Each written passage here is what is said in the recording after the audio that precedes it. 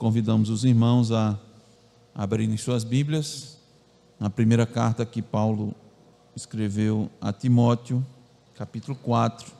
Nós vamos ler do versículo 1 ao versículo 5. Diz a autoritativa palavra de Deus: Ora, o Espírito afirma expressamente que nos últimos tempos alguns apostatarão da fé por obedecerem a espíritos enganadores e a ensinos de demônios, pela hipocrisia dos que falam mentiras e que têm cauterizado a própria consciência, que proíbem o casamento e exigem a abstinência de alimentos que Deus criou para serem recebidos com ações de graças pelos fiéis e por quantos conhecem plenamente a verdade. Pois tudo que Deus criou é bom e recebido com ações de graças, nada é recusável, porque pela palavra de Deus e pela oração é santificado. Amém. Amém. Vamos orar. Senhor, eis-nos aqui, ó Deus. Eis-nos para transmitir a Tua palavra santa, Senhor, perfeita e bendita. Eis-nos para dizer, ó Deus, a Tua vontade para nós. Eis-nos para trazer esse alerta para a igreja, para todos quantos tiverem a oportunidade de ouvir. Eis-nos na Tua dependência, ó Deus. Eis-nos debaixo da Tua autoridade e te rogando, Senhor, a capacitação, o poder, a unção do Espírito para falar da Tua parte, Senhor. Senão, não cumpriremos, ó Deus, com a missão que o Senhor tem nos concedido. Uma missão nobre, um privilégio tremendo, uma grande responsabilidade, ó Deus, que nós o fazemos com temor, Senhor, e tremor. Sabemos, ó Deus, porque o Senhor tem nos mostrado o perigo das falsas doutrinas, ó Deus, sobre a igreja. Tua palavra nos fala, Senhor, da astúcia, da capacidade do inimigo, Senhor, das nossas almas, de Satanás, de trazer, Senhor, dano, males à igreja. Concede, portanto, ó Deus, entendimento, olhos, Senhor, abertos, ouvidos, coração, aos ouvintes, ó Deus, para que também entendam a mensagem, para que estejam alertas consigo mesmo, com a igreja, cuidando, Senhor, protegendo, lutando, combatendo, Senhor, o bom combate. Por isso, ó Deus, te rogamos no nome de Jesus, que o Senhor nos seja gracioso e favorável nessa noite. Amém. Irmãos, o título do sermão é O Abandono da Fé nos Últimos Dias. Imagine, irmãos, um navio atravessando uma região oceânica, repleta de recifes, escondidos sobre a superfície.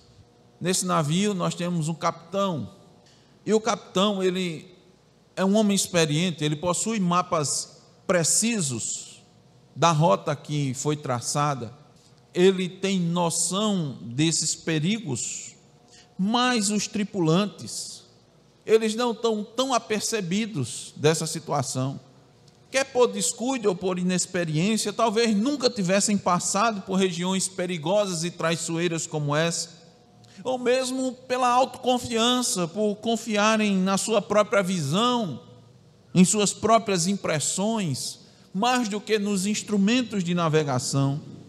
Essa tripulação não segue à risca as orientações do capitão, em especial o timoneiro. E enquanto o capitão ele vai descansar, ou ele vai fazer uma ronda pelo navio, ele não percebe que aos poucos esse navio vai se aproximando do perigo, não por uma tempestade súbita, mas por desatenção silenciosa. E aí, esse navio, também de forma muito silenciosa, começa a ser atingido por baixo, no casco. E aí, no casco, começam a abrir algumas brechas, pequenas fendas, onde a água do mar começa a invadir a embarcação. O timoneiro, ele percebe alguma coisa e vai regulando um pouco a rota, mas ainda confiando na sua visão. Ele acha que decorou a rota e ele não vai consultar nas cartas de navegação, nos instrumentos adequados. Então, ora o navio sai do perigo, ora ele volta e o casco continua sendo atingido e a água vai aumentando, a fenda vai ficando cada vez maior, e o volume de água no interior do navio começa a causar grandes prejuízos. Assim, irmãos, é a apostasia. Na igreja, ela não começa com uma tempestade espiritual, mas com um desvio gradual, quase imperceptível, que nasce dentro da própria comunidade, dentro da própria igreja. Por isso, irmãos, que Paulo escreve a Timóteo para alertá-lo desse perigo, que não é um perigo remoto, não é um perigo futuro, mas é um perigo atual. Observem mais uma vez o versículo 1, a parte A. Ora, o Espírito afirma expressamente que nos últimos tempos alguns apostatarão. Como o perigo é atual, se aqui a palavra usada, a expressão é últimos tempos. Seria esses últimos tempos aquela época apocalíptica em que Cristo está na iminência de retornar? Seria esse os últimos tempos? Aquele momento da grande tribulação? Não, irmãos, não. Os últimos tempos, últimos dias, essas expressões, fim dos tempos, representa, preste bem atenção, o período entre a primeira vinda e a segunda vinda de Cristo. Quando os irmãos virem essa expressão, os irmãos já vão identificar que nós e todos os cristãos, a partir da vinda de Cristo, já estão vivendo nos últimos tempos. Nós vemos isso em várias expressões na palavra de Deus. Nos últimos dias, nós acabamos de cantar o Salmo 90. Diz: para um dia o Senhor como 1000 anos. Nós estamos vivendo nessa época. E todo esse tempo, a Bíblia diz, que vai ficar marcado pelo surgimento de falsos profetas, está lá em Mateus 24:11. Falsos cristos, está lá dito em Marcos 13:22. Mas de fato terá seu ápice na apostasia e na manifestação do homem da iniquidade, quando Paulo adverte aos irmãos em 2 Tessalonicenses 2:4. Esse aviso não é um aviso de terror, mas de vigilância espiritual. Quem está dizendo isso aqui, irmãos? Paulo diz: o Espírito Santo expressamente diz: cuidado, observem, permaneçam firmes. No sermão dessa noite, irmãos, baseado nesta denúncia do Espírito Santo, mostraremos aos irmãos como se dará o abandono da fé nos últimos dias. E em primeiro lugar, nós vemos que o abandono da fé, ele vai começar no seio da igreja. Ou seja, a apostasia ocorrerá no seio da igreja. Esse é o primeiro ponto que queremos mostrar para os irmãos. Mais uma vez, a parte A do versículo 1. Ora, o Espírito afirma expressamente que nos últimos tempos alguns apostatarão da fé. Paulo não está falando dos de fora. Paulo está falando dos que estão dentro da igreja.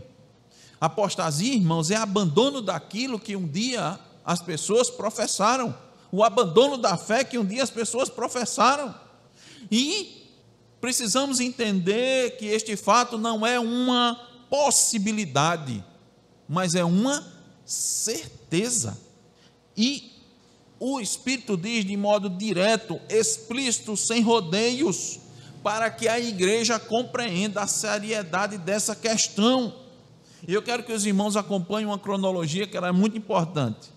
Veja, 12 anos antes, Paulo, 12 anos antes da escrita dessa carta, Paulo disse aos presbíteros daquela região, onde Timóteo está, o seguinte: eu sei que depois da minha partida, entre vós penetrarão lobos vorazes, que não pouparão o rebanho, e que, dentre vós mesmos, se levantarão homens falando coisas pervertidas para arrastar os discípulos atrás deles. Veja, nos últimos tempos, quer dizer o quê? Agora, 12 anos, entende? Mas veja, poucos anos depois dessas advertências, escrevendo aos irmãos de Colossos, Paulo advertiu sobre as perigosas heresias que queriam acrescentar algo à obra de Cristo. Lá em Colossenses 2, 8, 9, ele diz: cuidado que ninguém vos venha a enredar, a emaranhar, a prender com suas filosofias e vãs sutilezas, conforme a tradição dos homens, conforme os rudimentos do mundo, e não segundo Cristo, porquanto nele habita corporalmente toda a plenitude da divindade.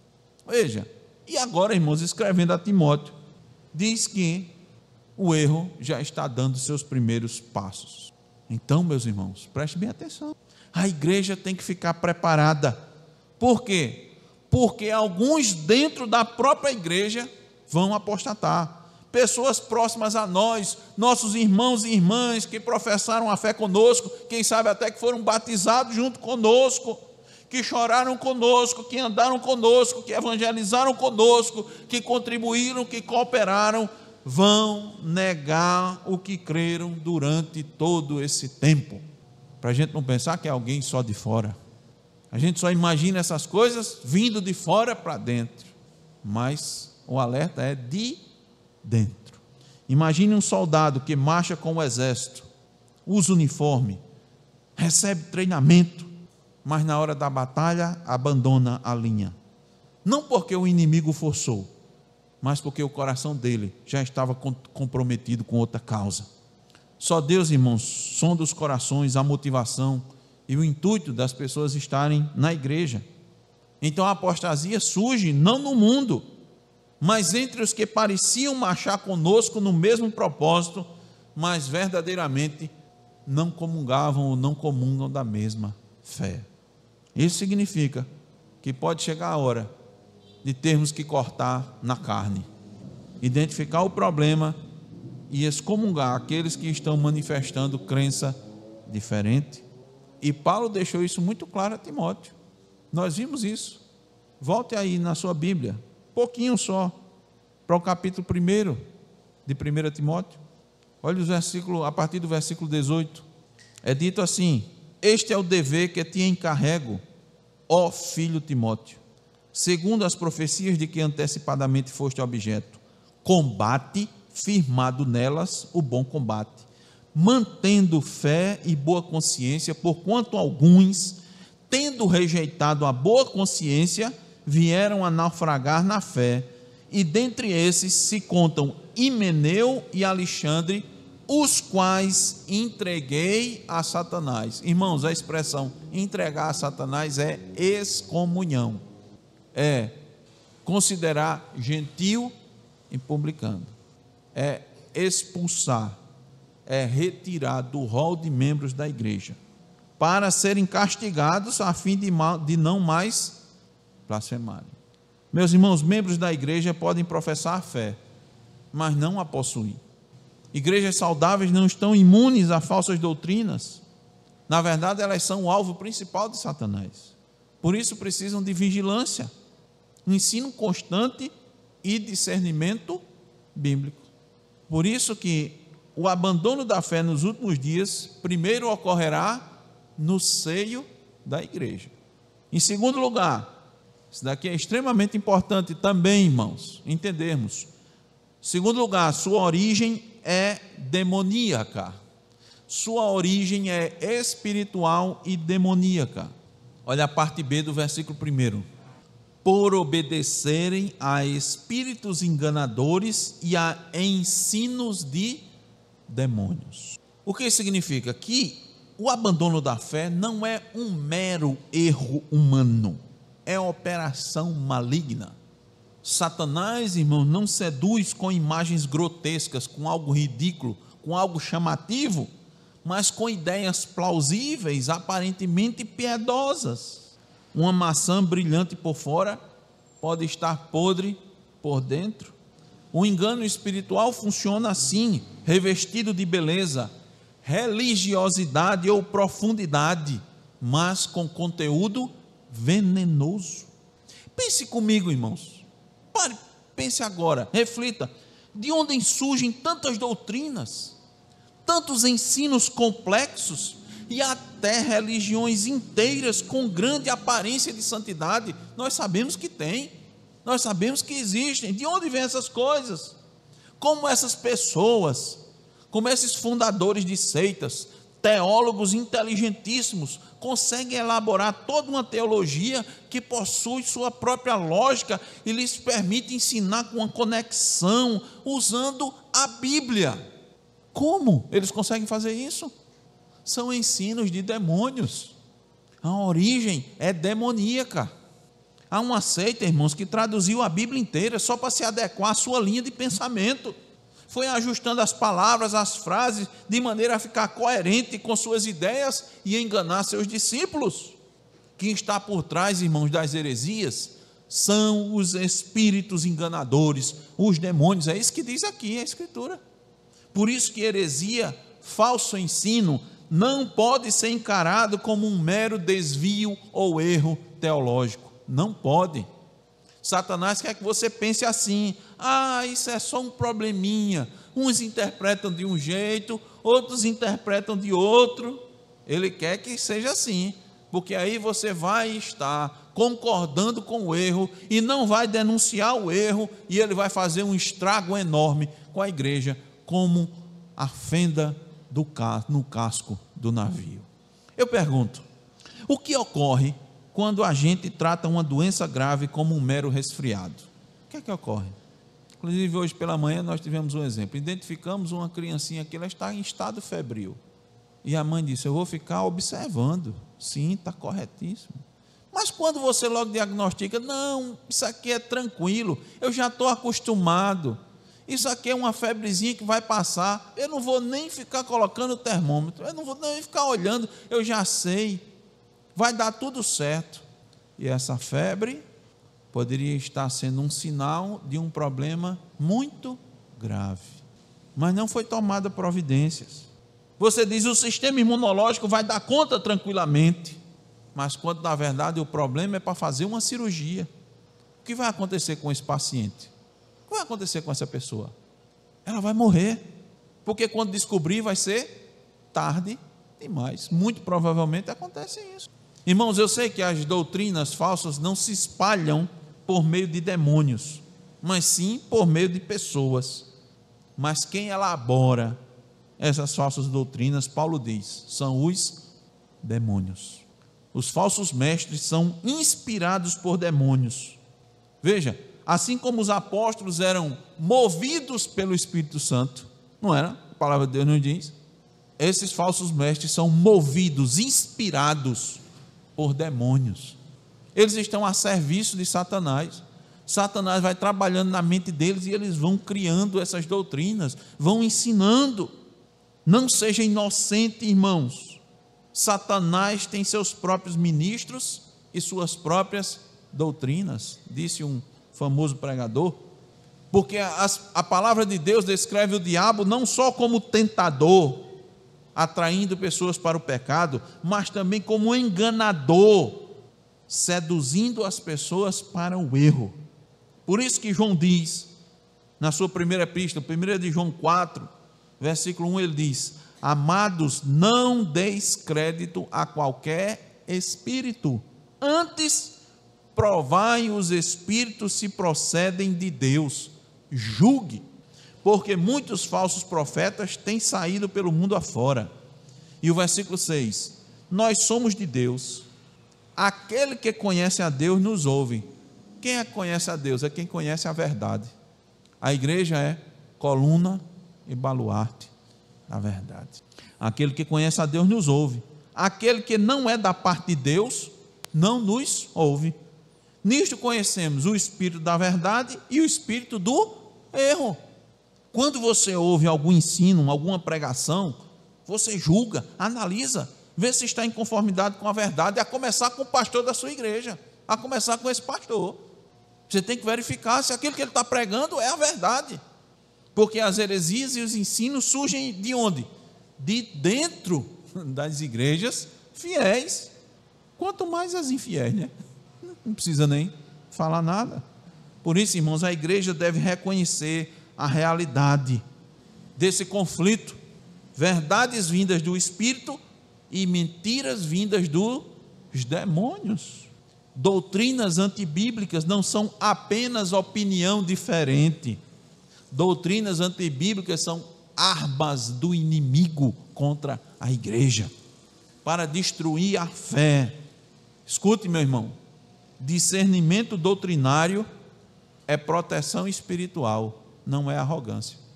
Eu vou repetir, discernimento doutrinário é proteção espiritual, não arrogância. Como se dará o abandono da fé nos últimos dias? Primeiro, a apostasia ocorrerá no seio da igreja. Segundo, sua origem é espiritual e demoníaca. Terceiro, ela vai se espalhar por meio de pessoas hipócritas, com a consciência cauterizada. Atentem bem para esses dois detalhes. Ela vai se espalhar por meio de pessoas hipócritas, com a consciência cauterizada. Vamos para o versículo 2. Pela hipocrisia dos que falam mentiras e que têm cauterizado a própria consciência. Então, irmãos, os falsos mestres não são apenas pessoas enganadas. Segundo Paulo, elas são mentirosos conscientes, manipuladores da verdade, sem sensibilidade nenhuma. Tanto eles como seus seguidores. Lembremos novamente do pai dos hipócritas. Quem é o pai dos hipócritas? Satanás. Vamos retornar mais uma vez ao jardim do Éden. Satanás usou uma serpente para enganar Eva por meio de uma declaração hipócrita. Vou explicar isso aos irmãos. Satanás disse a Eva o seguinte: você pode subir de nível, você pode chegar num ponto de ser igual a Deus, de ser como Deus. Mas qual era o objetivo dele? Era elevar Eva para ser como Deus? Não. O objetivo dele era destronar Deus para tomar o lugar dele. Esse era o objetivo dele. É hipócrita. Ele engana. Hipócrita é aquele que se esconde atrás de uma máscara. A palavra grega, irmãos, para hipócrita, originalmente designava um ator, especialmente no teatro grego clássico dos séculos V e IV a.C. Como é que acontecia? Todo ator interpreta um papel, né, irmãos? E naquela época, o que é que no teatro grego, os irmãos podem até ver às vezes em encenações, teatros e até filmes da época, os atores muitas vezes usavam algumas máscaras, os irmãos devem ter visto. Então, quando ele queria expressar algum sentimento, ele colocava uma máscara equivalente àquele sentimento. Então, quando o propósito dele era manifestar alegria, ele botava uma máscara de um sorriso. Quando ele queria demonstrar tristeza, ele mudava a máscara. Quando ele queria demonstrar a ira, devoção, era assim que acontecia.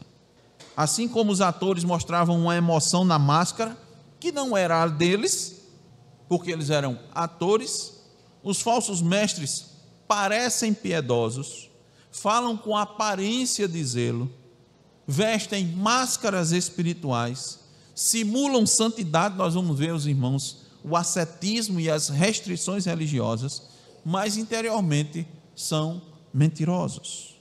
E ainda, Paulo diz, eles têm a mente cauterizada. Para a gente ter uma mente cauterizada, eu quero que os irmãos lhe lembrem mais uma vez, eu guerra uso de filmes, em especial filmes de guerra ou filmes do Velho Oeste, filmes mais antigos. Quando alguém, numa guerra, numa disputa, num tiroteio, ele era atingido por uma bala, por exemplo, no braço, logo quem ia socorrer tentava remover o projétil, mas ficava um sangramento, e nós sabemos que se a pessoa ficar com sangramento constante, ela vai morrer. Como é que resolvia naquela época? Normalmente colocava-se pólvora e ateava fogo para cauterizar. Ali ia fechar, né, os vasos e ia estancar o sangramento, apesar da dor ser muito forte, mas melhor, alguns nos filmes até desmaiavam de dor, né? Mas melhor ele desmaiar do que morrer sangrando. Cauterizar isso, irmãos, é perder a sensibilidade. A consciência, irmãos, dos falsos mestres não tem sensibilidade espiritual, está anestesiada. Hendrickson explica como isso se dá. de modo que eles perdem o temor de Deus e não sentem mais o pecado, não sentem mais tristeza pelo pecado. Por quê? Porque essas pessoas argumentam tanto com a consciência dele, rejeitam tanto as advertências da lei, abafam tanto o som do sinal, da campainha, do sino que está na cabeça deles. Os irmãos sabem que a Bíblia diz que você tem a lei de Deus está na consciência, né? Está no coração, acusando. Eles ficam de tal maneira resistindo que as suas consciências não lhe incomodam mais. Eles arrumam uma forma de abafar esse som. Mediante sua rebelião, sua obstinação, então sua consciência fica cauterizada, irmãos, e pior, isto de forma permanente. O autor aos Hebreus explica bem isso, dizendo o seguinte, em Hebreus 6 ele diz assim, a partir do versículo 4, é impossível, pois, que aqueles que uma vez foram iluminados e provaram o dom celestial e se tornaram participantes do Espírito Santo e provaram a boa palavra de Deus e os poderes do mundo vindouro e caíram, sim, é impossível outra vez renová-los para arrependimento. Quem são esses? Estavam na igreja, experimentaram, foram participantes do Espírito Santo. O que é esse? Primeiro, foram iluminados, porque muitos acham que isso daqui é que a pessoa perdeu a salvação, mas eu vou explicar rapidamente para os irmãos. Isso aqui não tem nada de perda da salvação. Foram iluminados. Irmãos, quem está perto da igreja, quem está na igreja, é iluminado pela palavra. Lâmpada para os meus pés é a tua palavra, luz para os meus caminhos. Quem está em contato com a igreja, irmãos, é abençoado, prova o dom celestial. Ele experimenta aquilo que os crentes estão experimentando. A expectativa, a esperança, a verdadeira esperança, que não está aqui na terra. Eles se tornam participantes do Espírito? Sim, não é que o Espírito está habitando dele não, mas eles participam das bênçãos que o Espírito Santo comunga com os irmãos. Eles vão fazer de uma coisa errada, e o irmão sabe, o que é que o irmão faz? Não, irmão, não faça isso não. O irmão é dirigido pelo Espírito, né? Conduzido pelo Espírito, o Espírito Santo alerta, e ele vai lá, e a pessoa diz, rapaz, é mesmo? Está participando, nem que seja por osmose, e provaram a palavra de Deus. Eles provam, e os poderes do mundo vindouro também. O maior exemplo desses, irmãos, é Judas. Você quer dar um exemplo disso aqui? É Judas. Tudo isso se encaixa em Judas, mas é impossível renová-los para arrependimento. Os irmãos sabem a diferença de remorso com Judas para arrependimento de Pedro. Consciência cauterizada, irmãos, é como um ferro quente colocado na pele. No início dói, depois não se sente mais nada. Assim é o falso mestre. Ele conhece a verdade, depois ele começa indo contra a verdade. No começo ele até sente alguma culpa, sente alguma dor. Depois ele passa a fazer sem qualquer peso, porque a sua mente ficou cauterizada. Por isso a igreja, irmãos, tem que examinar bem o caráter de quem ensina, não só apenas das suas palavras. Nem todo zelo religioso é genuíno. O púlpito precisa ser protegido com seriedade, com humildade e compromisso com a palavra. Agora, este é um aviso não só para quem vai pregar, ou quem almeja pregar, ou quem já está pregando, ou quem é pastor. Isso é um aviso muito grande para quem está na igreja. Cuidado com o abandono da fé, porque o abandono da fé pode ser permanente e irreversível. Não há coisa pior do que ficar insensível ao direcionamento do Espírito Santo. Não há coisa pior. Você que está na igreja, está ouvindo a palavra, cuidado, peça a Deus misericórdia, para não resistir à palavra, porque, lembre-se, sempre começa aos pouquinhos. Você resiste com uma coisa, depois resiste a outra verdade, daqui a pouco resiste a outra, e depois já está insensível. Enquanto a palavra de Deus está martelando na mente e no coração dos irmãos, você não sente mais nada. Como vai se dar o abandono da fé? Vou lembrar os irmãos. A apostasia começa no seio da igreja. Sua origem é espiritual e demoníaca. Ela vai se espalhar por meio de pessoas com a consciência cauterizada. E por último, quero trazer para os irmãos ela vai assumir uma forma de espiritualidade legalista e enganosa.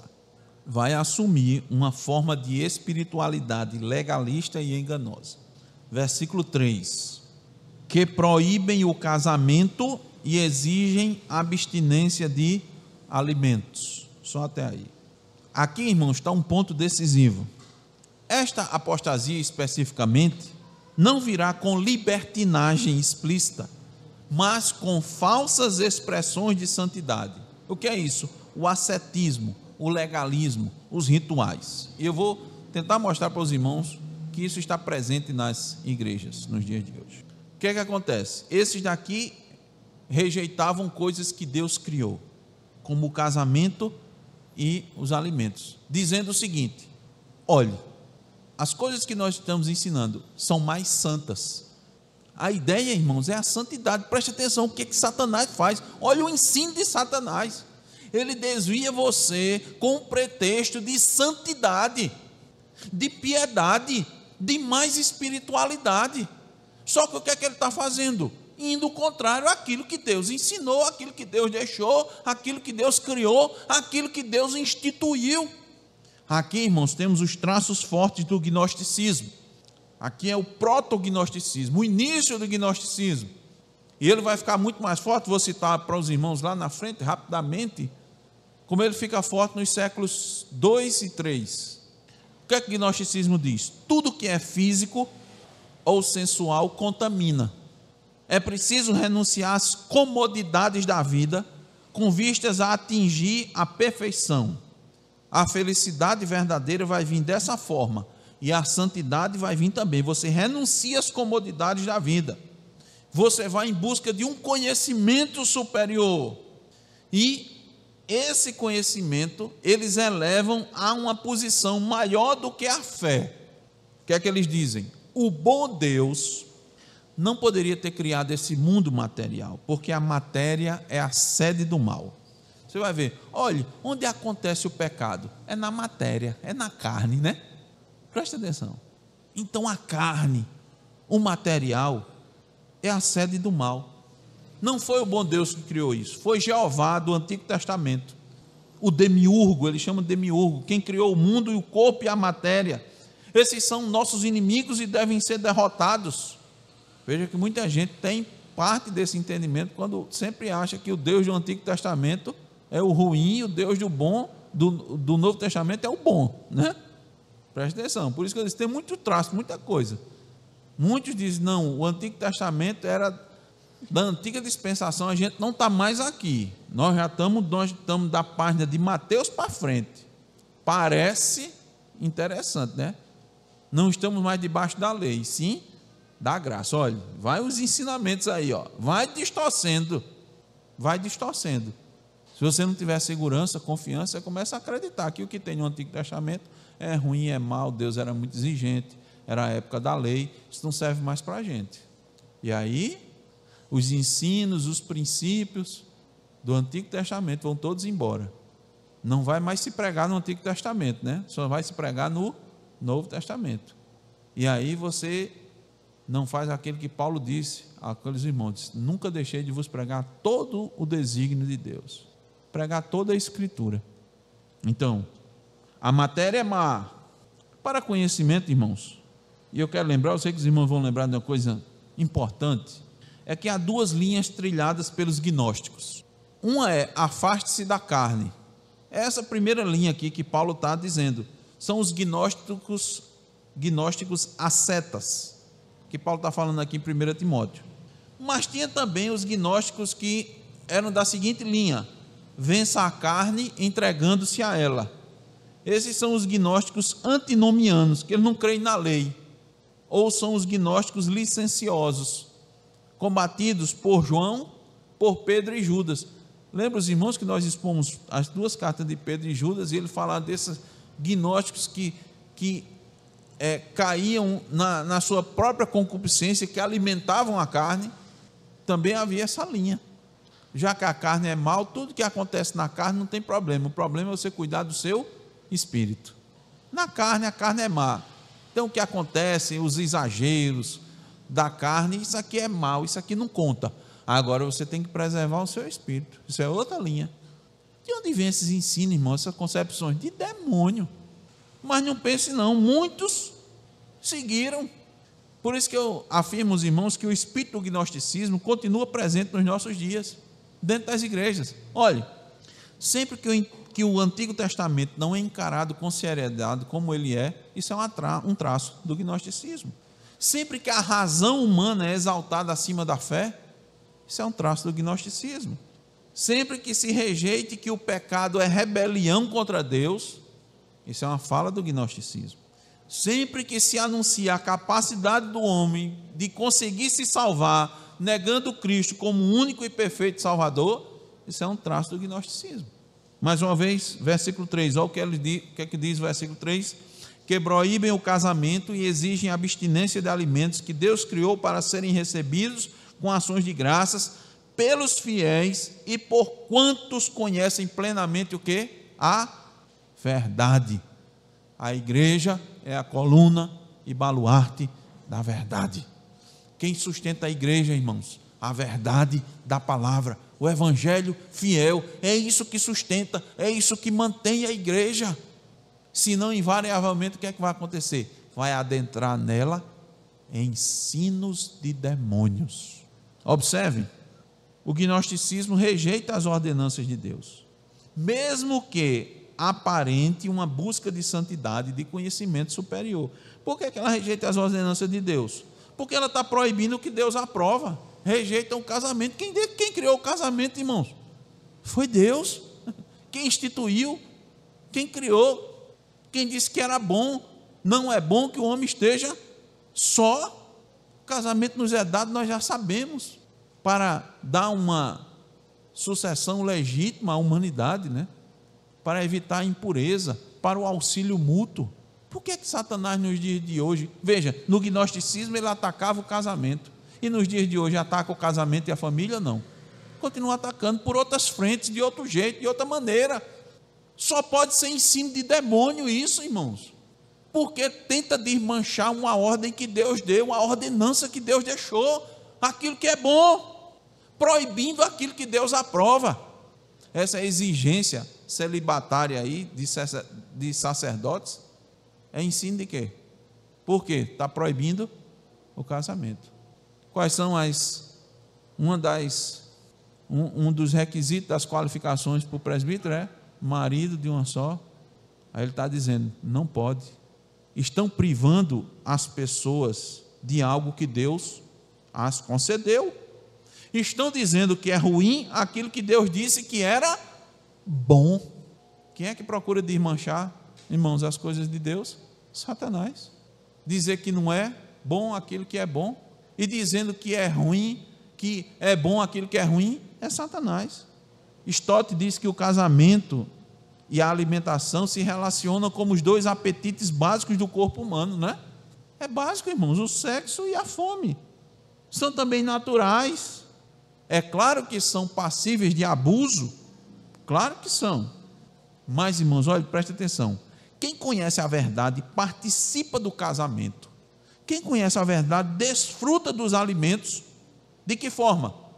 Com ações de graças. Olha o versículo 4 de 1 Timóteo 4. Tudo que Deus criou é bom, e recebido com ações de graças, nada é recusável.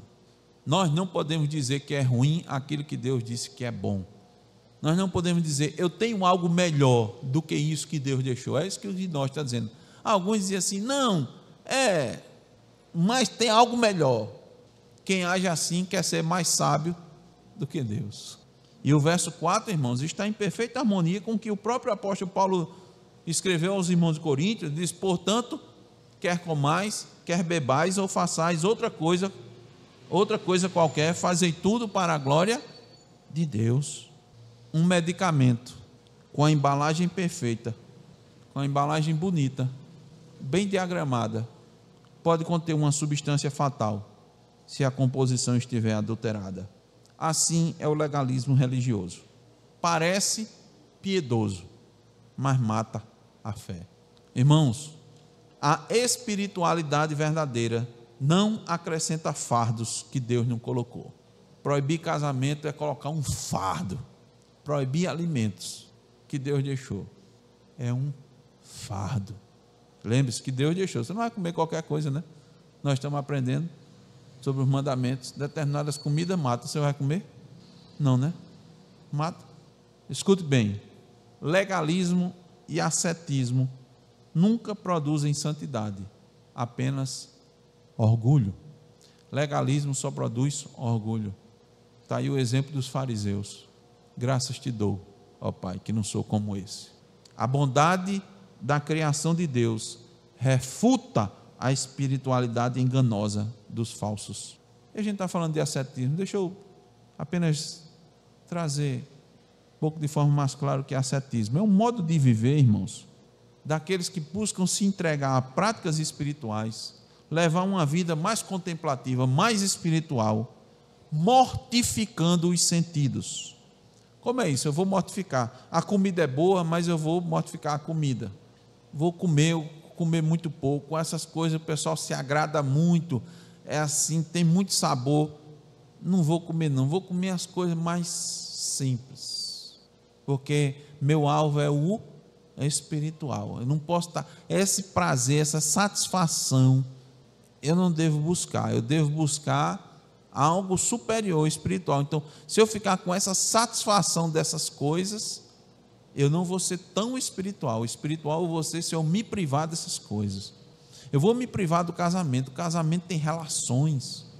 As relações têm uma sensação assim, e as pessoas ficam assim muito dadas a isso, e se inclinam a essas coisas. Isso não é coisa boa.